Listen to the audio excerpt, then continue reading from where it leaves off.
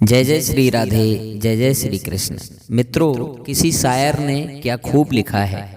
मतलब कि इस दुनिया में कौन किसी का होता है, धोखा वही देते हैं जिन पर सबसे ज्यादा भरोसा होता है। दोस्तों, आज की ये वीडियो बहुत ही महत्वपूर्ण और खास होने वाली है। इस वीडियो में आपको पता चलेगा कि धोखा कौन देता है। क्या हम धोखेबाज लोगों को पहचान सकते हैं? बिल्कुल दोस्तों, हम पहचान सकते हैं कि कौन व्यक्ति हमें भविष्य में धोखा देगा, कौन हमारे साथ में विश्वासघात करेगा। धोखेबाज लोगों की 7 निशानियां आज हम इस वीडियो में आपको बताने वाले हैं। इसलिए जरूरी है कि आप वीडियो को पूरा देखें और अंत तक देखें, अन्यथा आप इस महत्वपूर्ण जानकारी से वंचित रह जाएंगे। आप देख रहे हैं आपका अपना YouTube चैनल सत्यार्थ दर्शन। कहानी शुरू करने से पहले एक निवेदन, कृपया वीडियो को लाइक कर दें और यदि हमारे चैनल पर आप पहली बार विजिट कर रहे हैं तो कृपया चैनल को सब्सक्राइब कर बेल आइकन प्रेस जरूर करें, ताकि हमारी आगामी वीडियो का नोटिफिकेशन आपको समय से प्राप्त हो सके। दोस्तों, सच और झूठ बोलना एक अलग चीज है, पर लोगों को धोखा दे जाना ज्यादा खराब चीज है। दरअसल धोखा कोई भी इंसान तब देता है जब वो उसका करीबी बन जाता है। सामने वाला व्यक्ति उसे विश्वास की नजर से देख रहा होता है और वो व्यक्ति उसे धोखे की नजर से देख रहा होता है। कई मामले, खासकर कि करीबी रिश्तों में लोग धोखा खा जाते हैं। ऐसे में इन धोखेबाजों से कैसे बचें, इस बारे में जानना बेहद जरूरी है। तो ऐसे में कुछ सामान्य बातों को जानकर आप धोखेबाज लोगों की पहचान कर सकते हैं। दोस्तों, कितना अच्छा हो कि हम ऐसे धोखेबाज और विश्वासघाती लोगों से सचेत रहें और किसी से धोखा खाएं ही नहीं जिससे हमें कष्ट और पीड़ा हो। आज हम एक कहानी के माध्यम से यही कोशिश कर रहे हैं कि आप धोखेबाज लोगों की पहचान कैसे करें और धोखेबाज लोगों से सचेत होकर कैसे अपने इस बहुमूल्य जीवन को सारे झंझटों से मुक्त कर सकें। आइए कहानी शुरू करते हैं। हमारा दावा है कहानी के अंत तक पहुंचते पहुंचते आप स्वयं उन धोखेबाज लोगों की पहचान करने में सक्षम हो जाएंगे। दोस्तों, एक नगर में एक पुरुष अपनी पत्नी के साथ रहता था। वह अपने परिवार में पति पत्नी 2 ही प्राणी थे। पति अपनी पत्नी को बहुत चाहता था। युवक तो सचमुच उससे बहुत मोहब्बत करता था, लेकिन उसकी पत्नी बहुत शातिर और ढोंग करती थी। उस युवक की जो पत्नी थी वो इतना अपनापन और दिखावा करती थी कि युवक को उस पर बहुत भरोसा हो गया था और उसे पूरे नगर में अपनी पत्नी सबसे अच्छी और पतिव्रता स्त्री मालूम पड़ती थी। एक रात जब दोनों सो रहे थे, वह स्त्री एक सपना देखती है। सपने में क्या देखती है कि स्वप्न में उसके द्वार पर एक भिखारी आया। भिखारी ने आवाज लगाई। उसकी पत्नी थाली में अनाज भरकर भिखारी को देने द्वार पर आई। भिखारी की झोली में भीख डालते समय उसका हाथ कहीं भिखारी के हाथ से छू गया। सवेरा हुआ तो पत्नी सोते से जागकर पति से कहने लगी, सोबत में सपनों लखो, सुनो नाथ चितलाए, भिक्षा मांगन को गयो एक भिखारी आए। भिक्षुक को जब मैं गई उठकर भिक्षा देन, उंगली बासे छू गई हृदय भई बेचैन। मेरे पतिव्रत धर्म पर आए गई है आँच, उंगली मेरी काट दो तुम्हें बताऊं साँच। पत्नी ने कहा कि हे स्वामी, रात्रि काल में मैंने एक सपना देखा था। एक भिखारी भिक्षा मांगने के लिए हमारे दरवाजे पर आ गया। मैं जब उस भिखारी को भिक्षा देने गई तो मेरी उंगली उस भिखारी से छू गई। तब से मेरे हृदय में बड़ी बेचैनी हो रही है। मुझे लगता है कि भिखारी का स्पर्श करने से मेरा पतिव्रत धर्म आज नष्ट हो गया है, क्योंकि पतिव्रता स्त्री का ये धर्म है कि वो स्वप्न में भी पराये पुरुष का दर्शन नहीं करती है। देखना तो छोटी सी बात है, मैंने तो उसको छू तक लिया। इसलिए आप मेरी इस उंगली को काट दीजिए, जिससे मैंने उस भिखारी को छुआ है, स्पर्श किया है, तभी मुझे शांति मिलेगी, तभी मेरा पतिव्रत धर्म बचेगा। अपनी पत्नी की इस प्रकार की बात सुनकर उसका पति बोला कि भीख भिखारी को दई सपने में सुकुमार, उंगली बासे छू गई तो का भयो बिगार। अरे यह तो सपने की बात है। अगर सपने में किसी भिखारी को भीख देने पर उंगली छू गई तो इसमें कोई पाप की बात नहीं है, ना तेरे पतिव्रत धर्म पर ही कुछ आँच आती है। इसलिए यह उंगली काटने की बात तेरी व्यर्थ है। उसने अपनी पत्नी को समझाकर उसके पतिव्रत धर्म की प्रशंसा की। सपने की बात सुनकर आज युवक के मन में बड़ी प्रसन्नता हुई। पत्नी के पतिव्रत धर्म पर उसे बड़ा नाज हो रहा था। उसका विश्वास अपनी पत्नी के प्रति पहले से भी अधिक बढ़ गया। दोपहर में पत्नी ने भोजन बनाया, बड़े भाव से पति को खिलाया और कहने लगी कि यह हमारे कपड़े हैं, इन्हें बाजार से अभी सिला लाओ। अपनी पत्नी की बात मानकर वह आदमी खुशी खुशी अपनी पत्नी के कपड़े लेकर बाजार से लाने गया। बाजार में पहुंचा तो एक दुकान के आगे एक दर्जी बैठा कपड़े सी रहा था। वहीं उसकी मशीन तथा सब सामान रखा हुआ था। उसी के पास जाकर उसने कहा कि हमारी पत्नी के ये कपड़े तुम्हें आज ही सीने हैं। दर्जी ने वह कपड़ा उससे ले लिया और दिए हुए नाप के अनुसार कपड़ा उसी समय काट दिया और बचा कपड़ा व कपड़े की कतरन देकर बोला, कपड़ा यह लो प्रथम तुम, घर धर आओ जाए, वस्त्र तभी मैं सियूंगा, सुन लो कान लगाए। दर्जी ने कहा कि यहाँ ईमानदारी का काम होता है, मैं किसी की कतरन भी अपने यहाँ नहीं रहने देता। इतनी बात दर्जी की सुनकर उस युवक को बड़ा ताज्जुब हुआ कि दर्जी मैंने बहुत देखे, लेकिन इतना ईमानदार और सच्चा दर्जी आज पहली बार देखा है, जो बचा हुआ कपड़ा और उसकी कतरन भी अपने पास रखना हराम समझता है। उस युवक ने दर्जी से कहा, भैया कपड़े पत्नी के सिलो, सुनो लगा कर कान, कतरन रखने से कोई कहे न तुम्हें बेईमान। ये बचा खुचा कपड़ा रखने से तुम बेईमान नहीं हो जाते। आप कपड़े से लो हमारी पत्नी के, हम समझ चुके हैं कि तुम सच्ची में एक ईमानदार आदमी हो।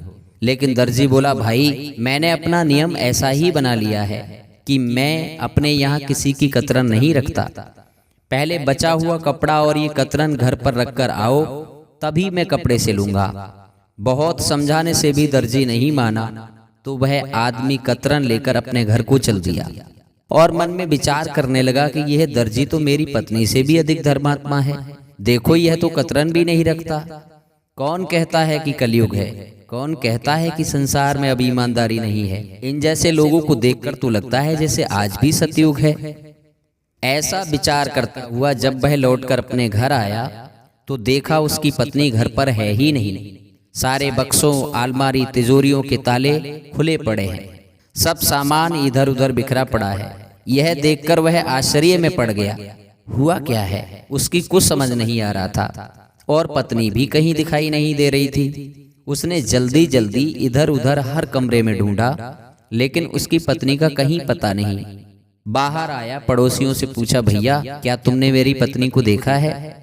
पड़ोसी ने बताया कि हाँ, तुम्हारे घर आने से कुछ ही देर पहले वो बड़ा सा बैग लेकर घर से निकली है। अब उसका माथा ठनका। पड़ोसी ने कहा कि बात क्या है, क्या तुम्हें बताकर नहीं गई? अभी 4 दिन पहले ही तो तुम्हारी पत्नी आई है, फिर क्या हुआ कि अचानक चली गई? क्या कोई झगड़ा हुआ तो तुम दोनों के बीच में? तुम इतने परेशान क्यों हो? ज्यादा से ज्यादा मायके गई होगी, आ जाएगी। उस युवक ने पड़ोसी से कहा, भाई कैसा मायका और किसका मायका? मैं तो उसे जानता तक नहीं था, अभी 4 दिन पहले ही हम मिले हैं। पड़ोसी को घर की हालत दिखाने के लिए घर के भीतर लाया, देखा सब सामान बिखरा पड़ा है, सब ताले टूटे पड़े हैं, घर से सब कीमती गहने और सामान गायब है। पड़ोसी ने पूछा कि तुम्हारी पत्नी तुम्हें कैसे मिली? क्या तुम्हारा उसके साथ विधिवत विवाह हुआ था? उस युवक ने कहा कि नहीं, हम दोनों एक यात्रा के दौरान मिले थे। मैं उसकी बातों से बड़ा प्रभावित हुआ था। उसने कहा कि मैं बिना माँ बाप की अभागी बेटी हूँ, मैं सीता जैसी पवित्र युवती हूँ और तुम्हारे जैसे राम जी के गुणों वाले युवक ढूंढ रही हूँ। अब तक मुझे कोई अच्छा नहीं लगा, इसलिए अब तक कुमारी हूँ, लेकिन तुम सच्चे और अच्छे आदमी लग रहे हो, इसलिए मैं तुमसे विवाह करने के लिए तैयार हूँ। मैं सती, सावित्री और अनसुईया जैसे पतिव्रत धर्म के पालन में विश्वास रखती हूँ। क्या तुम मुझसे विवाह करोगे? मैं भी ऐसी ही नेक और सच्ची पत्नी चाहता था, सो मैंने सहर सम्मति दे दी, हाँ कह दिया, और इस प्रकार एक शिव मंदिर में जाकर हम दोनों ने शादी कर ली और घर लौट आए। पड़ोसी ने युवक की बात सुनकर एक गहरी सांस ली और कहा, भले मानुस तुम लूट चुके हो। वह तुम्हारी तथाकथित धर्मपरायण पतिव्रता नारी सब माल टाल लेकर तुम्हें लूट ले गई है। मुझे लगता है तुम्हें धोखा दिया गया है। वह स्त्री लुटेरी थी, तुम्हारा सब कुछ लूट लाट कर तुम्हें चूना लगाकर जा चुकी है। उसने अपने पड़ोसी को सुबह की घटना बताई और कहा, भैया सवेरे तो कह रही थी कि सपने में भिखारी को भीख देने में उंगली छू गई और वह उंगली अपवित्र हो गई है, इसे काट दो। मैं समझा कि बहुत पतिव्रता है, परंतु देखो तो वह तो मेरे सब कपड़े, जेवर, गहने, नकदी लेकर भाग गई है। पड़ोसी हंसा और कहा कि किस दुनिया में जी रहे हो भाई? वह तुम्हें मूर्ख बना रही थी और तुम बन गए। तुम उसे जानते तक नहीं और तुमने उस पर इतना भरोसा कैसे कर लिया। ऐसी चालबाज स्त्रियां ऐसे ही पतिव्रता का ढोंग करती हैं। दोस्तों, सचमुच वह पूरी तरह से लूट चुका था, बर्बाद हो चुका था। तभी उसे दर्जी का ध्यान आया कि दर्जी उससे भी अधिक ईमानदार बन रहा था। चलो चलकर उसकी सच्चाई जानता हूँ। उसने कतरन भी अपने पास नहीं रखी। जब मेरी पत्नी इतनी धर्म की बात करने वाली होकर भाग गई तो मुझे ऐसा लगता है कि इतना ईमानदार वह दर्जी भी वहां नहीं होगा। यह विचार कर वह बाजार को वापस गया। वहां आकर क्या देखता है कि ना वहां दर्जी है, ना उसकी मशीन है और ना कोई कपड़े। अब तो वह अपने मन में विचार करने लगा कि यह दुनिया भी कितनी अजीब है। जिस पर मैंने सबसे ज्यादा भरोसा किया उसी ने धोखा दिया। मैंने जहां जहां अत्यधिक सच्चाई देखी वहीं वहीं मुझे अधिक बेईमानी, धोखा और अधिक बुराई मिली। मेरी पत्नी पतिव्रत होने का कितना पाखंड दिखाती थी, कितना दिखावा करती थी। आज वह मेरा सब माल लूटकर भाग गई। दर्जी इतना ईमानदार बन रहा था कि किसी की कतरन भी रखना मंजूर न था। वह सब कपड़ा ही लेकर भाग गया। खैर, हुआ सो हुआ। अब इतना ज्ञान अवश्य हो गया कि अब मैं किसी भी आडंबर, ढोंग और दिखावे वाले व्यक्ति पर विश्वास नहीं करूंगा। जो अधिक दिखावे की बात करते हैं वही अधिक बेईमान हैं। जो बड़ी बड़ी बातें करते हैं, दिखावा करते हैं, वही ढोंगी और धोखेबाज हैं। दोस्तों, यह विचार करता वह अपने घर चला आया। पत्नी के बिना उसका मन नहीं लग रहा था। बार बार उसे अपनी पत्नी का मासूम सा सुंदर चेहरा याद आ रहा था। वह पूरी तरह से उसके विश्वास में आकर मारा गया। कितना बड़ा धोखा मिला उसे। उसने घर में बड़ी मुश्किल से रात काटी। सवेरे उठकर उसने सोचा कि अब यहाँ रहना ठीक नहीं। अब मोहल्ले के लोगों को पता चलेगा कि मेरी पत्नी भाग गई है तो वह लोग मेरी हंसी करेंगे। ऐसा सोचकर उसने अपने मकान में ताला डाल दिया और सोचा कि कहीं परदेश में चलकर नौकरी करनी चाहिए। दर दर ठोकरे खाते हुए उसको और भी बहुत सारे अनुभव हुए और अंत में वह युवक मारा धारा एक नगर में पहुंचा। उस नगर का राजा उन दिनों अपने मन में एक कारण से परेशान रहता था। बात यह थी कि राजा के नगर से बालक चोरी हो जाते थे और बहुत प्रयत्न करने पर भी बालकों को चुराने वाला पकड़ा नहीं गया था। इसलिए उस नगर के राजा ने बच्चों के चोर को पकड़ने के लिए इनाम घोषित कर दिया था। जब उसको जानकारी हुई तो वह युवक सीधा राज दरबार में पहुंच गया और राजा से कहा कि बच्चों की चोरी का खुलासा मैं कर सकता हूँ। राजा ने कहा, इससे अच्छी क्या बात हो सकती है। यदि तुमने बच्चों को चुराने वाला चोर पकड़ लिया तो हम तुम्हें अपने राज दरबार में ऊंचा ओहदा प्रदान करेंगे। वह आदमी राजा से बोला कि महाराज, 4 सिपाही मेरी आज्ञा पालन करने को मुझे दिए जाएं और मेरी एक शर्त और है, मैं जिसे बताऊं उसे गिरफ्तार कर लिया जाए। राजा ने ऐसा ही किया। उसे नौकरी पर रख लिया और 4 सिपाही उसकी सेवा में उसकी आज्ञा पालन करने के लिए दे दिए। उसे नौकरी करते हुए कई महीने बीत गए लेकिन चोर पकड़ने में असफल रहा। आज जब राजगुरु की सवारी आई तो वह आदमी भी सिपाहियों सहित वहां था। उसने देखा कि राजगुरु बहुमूल्य वस्त्र पहने हैं, इत्रों की सुगंध आ रही है, गाजे बाजे बज रहे हैं, बड़ी धूमधाम से राजगुरु की सवारी निकल रही है। यह देखकर वह आदमी विचार करने लगा कि राजा के गुरु का तो राजा सहित सभी लोग सम्मान करते हैं, फिर इन्हें इतना आडंबर दिखाने की क्या आवश्यकता। कहीं ऐसा तो नहीं कि मेरी पत्नी और दर्जी की तरह ये भी दिखावा कर रहे हो। कहीं बच्चा चोरी में इन्हीं का हाथ तो नहीं है। जिस तरह मेरी पत्नी को पहचानने में मुझसे भूल हो रही थी, उसी प्रकार इनकी चकाचौंध और दिखावे ने लोगों की आंखों पर विश्वास की पट्टी बांध दी हो। मेरा विश्वास है कि यही बालकों को चुराने वाले भी हैं। ऐसा विचार कर उसने सिपाहियों को आदेश दिया कि यही बालकों के चोर हैं, इसलिए सिपाहियों इन्हें गिरफ्तार कर लो। सिपाहियों ने तुरंत आदेश का पालन किया और राजगुरु को गिरफ्तार कर लिया। राजगुरु को हथकड़ी लगाई गई और उस युवक ने राजगुरु से कहा, मुझे सब पता चल गया है, बच्चों की चोरी तुम ही करा रहे हो। चुपचाप सब सच सच बता दो, नहीं तो फांसी दी जाएगी तुम्हें। राजगुरु सकपका गए और उन्होंने सबके सामने बच्चों को चुराना कबूल कर लिया। बात यह पता लगी कि जब राजगुरु धूमधाम से आते थे तो लौटती बार कुछ बालकों की चोरी कराकर अपने आश्रम में ले जाते थे। राजगुरु होने के कारण राजा या कोई अन्य पुरुष उन पर संदेह भी नहीं कर पाता था कि गुरु बालकों के चोर होंगे। राजा को जब ये समाचार मिला तो उसने राज दरबार में उस युवक को राजगुरु के साथ फौरन बुलवाया। राजा को अब भी विश्वास नहीं हो रहा था कि राजगुरु ऐसा कर सकते हैं। वह तो उन पर हद से ज्यादा भरोसा करता था। राजा ने कहा कि तुम्हारी हिम्मत कैसे हुई इस घिनौने कृत्य में हमारे राजगुरु को गिरफ्तार करने की? क्या सबूत है तुम्हारे पास कि राजगुरु ही चोर हैं? उस युवक ने कहा, महाराज, राजगुरु ने सबके सामने अपना अपराध कबूल किया है। आपको विश्वास ना हो तो राजगुरु से आप स्वयं पूछ सकते हो। राजगुरु का सिर नीचा हो गया और लज्जित हो गए। लोगों ने गवाही दी कि राजगुरु ने हमारे सामने अपना अपराध स्वीकार किया है और हम इनके आश्रम से अपने अपने बच्चों को ले आए हैं। चोरी यही करते थे। राजा ने राजगुरु को फांसी पर चढ़ा देने का हुक्म दिया और राजा ने उस आदमी को बुलाकर कहा, मैं तुमसे अत्यंत प्रसन्न हूँ कि तुमने बालकों के चोर का पता लगा लिया, परंतु यह बताओ कि राजगुरु पर तो कोई बालकों को चुराने का संदेह भी नहीं कर सकता था। मैं तो स्वप्न में भी इनके ऊपर संदेह नहीं कर सकता था। सब लोग इन पर अथाह विश्वास और भरोसा करते थे, परंतु तुमने इन्हें किस आधार पर चोर माना? तब उस युवक ने राजा से कहा कि महाराज, मैं भुक्तभोगी हूँ। मुझे जीवन में ऐसे कई अनुभव हो चुके हैं। उन्हीं अनुभवों के आधार पर मैं आपको धोखेबाज और विश्वासघाती लोगों की 7 निशानियां बता रहा हूं। ध्यान से सुनो। उसने कहा, महाराज, सच और झूठ बोलना एक अलग चीज है, पर लोगों को धोखा दे जाना ज्यादा खराब चीज है। दरअसल धोखा कोई भी इंसान तब देता है जब वो उसका करीबी बन जाता है। सामने वाला व्यक्ति उसे विश्वास की नजर से देख रहा होता है और वो व्यक्ति उसे धोखे की नजर से देख रहे होता है। कई मामले खासकर कि करीबी रिश्तों में लोग धोखा खा जाते हैं। ऐसे में इन धोखेबाजों से कैसे बचें, इस बारे में जानना बेहद जरूरी है। तो ऐसे में कुछ सामान्य बातों को जानकर आप धोखेबाज व्यक्तियों की पहचान कर सकते हैं। नंबर 1, तर्कहीन बात करना। धोखेबाज लोगों की सबसे बड़ी पहचान ये है कि ऐसे लोग तर्कहीन बातें करते हैं। इनकी एक भी बातों के पीछे आपको कोई भी तर्क नजर नहीं आएगा। साथ ही एक बात दूसरी बात से बिल्कुल भी मेल नहीं खाएगी। तो अगर आप ये चीज किसी इंसान के अंदर बार बार देखते हैं तो आपको उनसे सतर्क रहना चाहिए और दूरी बनाना चाहिए, क्योंकि ऐसे लोग कभी भी धोखा दे सकते हैं।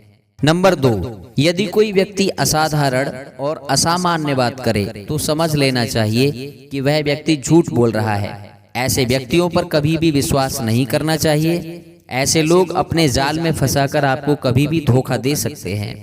नंबर 3, जो बात बात में कसम खाए, बात करते समय सिर खुजलाए, दाढ़ी खुजलाए या माथे को रगड़े, समझो वह झूठ बोल रहा है और ऐसे व्यक्ति का विश्वास नहीं करना चाहिए।